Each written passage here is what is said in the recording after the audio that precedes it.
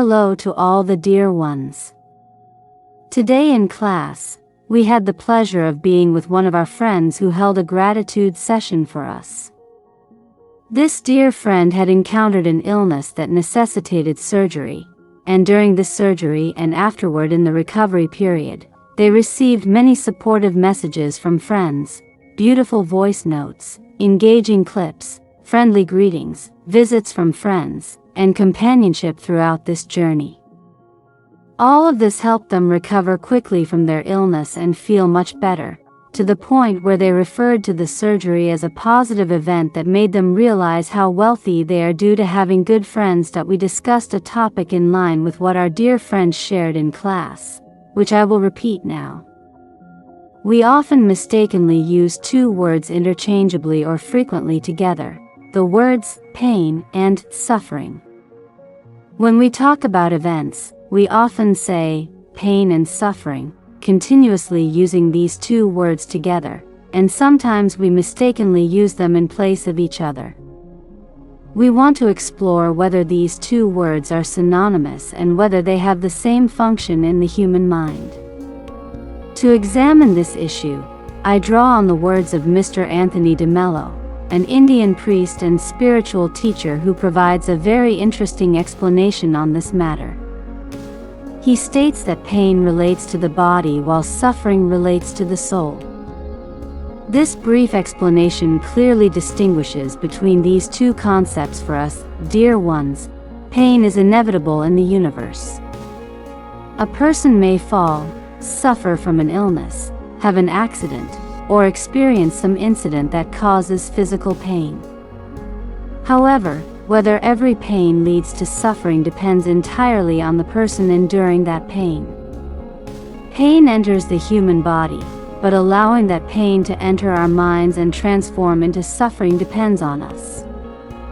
Unfortunately, we humans often convert our pains into suffering due to ignorance and because we believe we are subject to our fate. In 90% of cases, we turn our pains into suffering. There are several reasons why we convert pain into suffering, two of which we discussed in class today.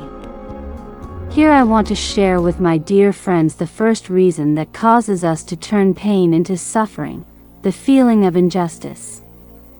When something happens in my life, for instance, when I suffer an ailment or accident, I constantly interpret it as, this was not my right. I think, what did I do? Why should this misfortune happen to me? Why should this event occur in my life? You see, friends, these whys and the feelings of injustice stem from the ego.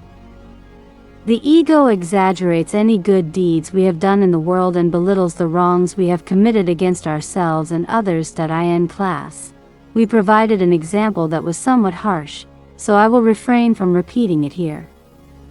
However, let's keep in mind that as long as we justify ourselves and feel entitled in any area of life, we view the good deeds we've done for others as very significant while considering the good deeds others have done for us as trivial. We regard the wrongs we have committed against others as very significant while belittling the wrongs others have committed against us. Often, we forget that we have committed such wrongs and exaggerate the wrongs others have done to us. The ego constantly gives us the right to complain about any bad events in our lives. This complaining leads to lamenting, venting to others, feeling like a victim, feeling defeated, and even at times when people are aware of their situation, feeling guilt. All of these factors contribute to transforming pain into suffering. Another method by which we convert pains into sufferings is our feeling that we came into this world to enjoy life and spend our days joyfully before bidding farewell to this transient world. While it is true that the ultimate goal of every human being's creation is enjoyment, one must learn the correct way to enjoy life. To learn to enjoy a pleasure that does not hinder the enjoyment of others, a pleasure that does not bring suffering to others. Yes, this is the daily bread of every human being that has been considered in creation. But we need to learn the way to reach this pleasure, and once we learn it and understand the mechanisms of the universe, then as long as we do not disturb the happiness of others, we can also enjoy our own happiness. However, before that, we need to learn this. Today in class, we gave an example. I said that school children often complain about why they have to study, why they have to do homework or take exams when they go to school. Then when we ask them, well, why do you go to school if you don't want to study or do homework? They say, I want to go play with my friends. I want to buy snacks from the school cafeteria. I want Mr. Music to come and play songs for us. Naturally, we tell this child that school is primarily a place for learning and education before it is a place for enjoyment. You can enjoy being with your friends alongside learning and education, but the main goal there is learning.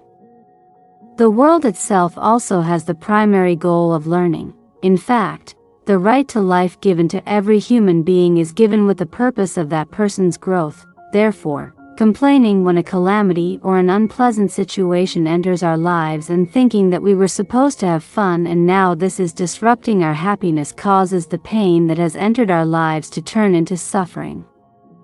However, we have previously talked about this very issue within this same group and shared a voice note about it.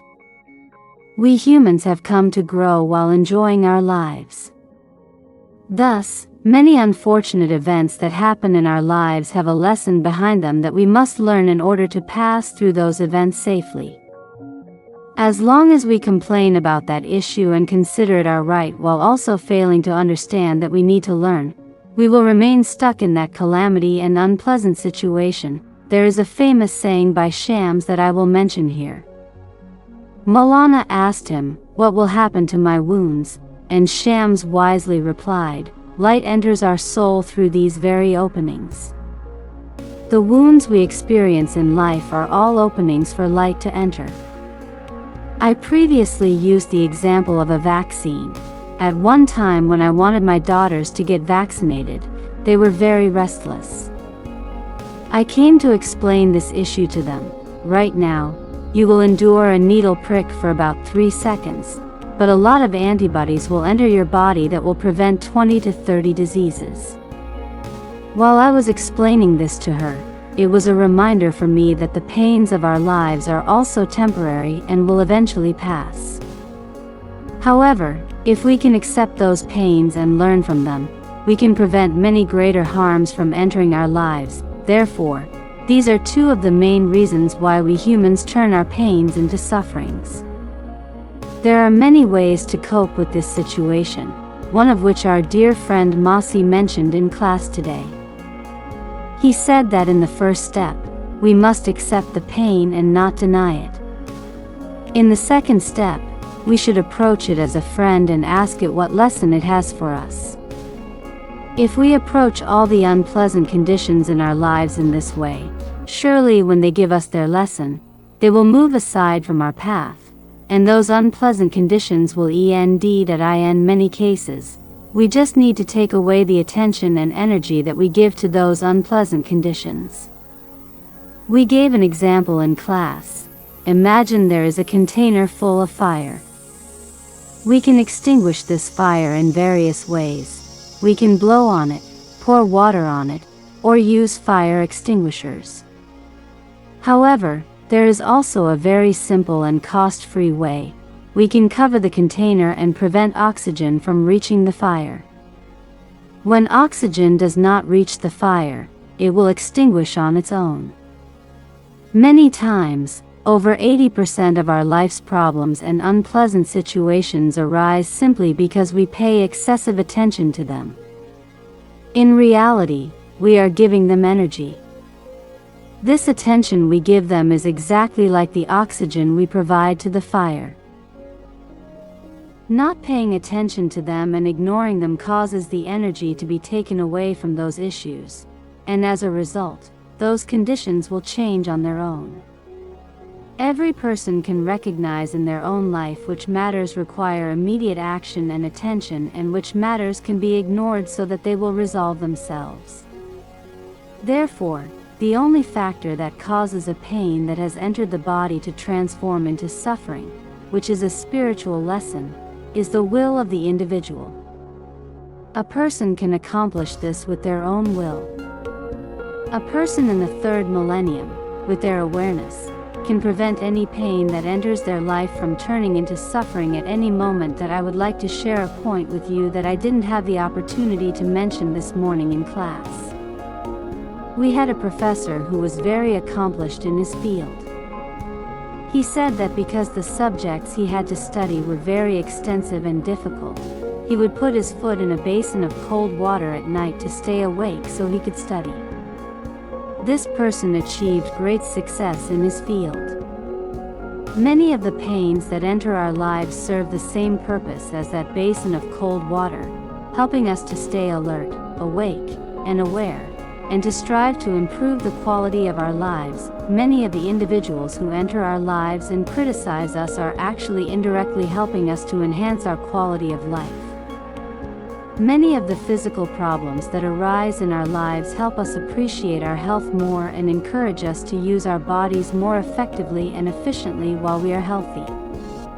Therefore, behind every pain lies a lesson, and a person in the third millennium can quickly grasp that lesson with full awareness and prevent that pain from turning into suffering. That I hope that every moment of our lives is filled with peace, and may we all walk through life with complete awareness and consciousness.